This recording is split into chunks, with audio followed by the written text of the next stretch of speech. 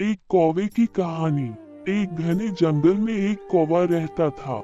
वह बहुत चालाक और समझदार था, लेकिन कभी कभी आलसी भी हो जाता था। एक दिन बहुत गर्मी थी और उसे बहुत जोर की प्यास लगी। उसने इधर उधर पानी की तलाश की, लेकिन कहीं पानी नहीं मिला। काफी देर भटकने के बाद उसे एक मटका दिखा, जिसमें थोड़ा सा पानी था। उसने अपनी चोंच डालकर पानी पीने की कोशिश की, लेकिन पानी बहुत नीचे था और उसकी चोंच वहां तक नहीं पहुंच पा रही थी। कौवा बहुत परेशान हुआ, लेकिन फिर उसने एक तरकीब सोची। वह पास ही पड़े छोटे छोटे कंकड़ उठाने लगा और उन्हें मटके में डालने लगा। धीरे धीरे पानी ऊपर आ गया।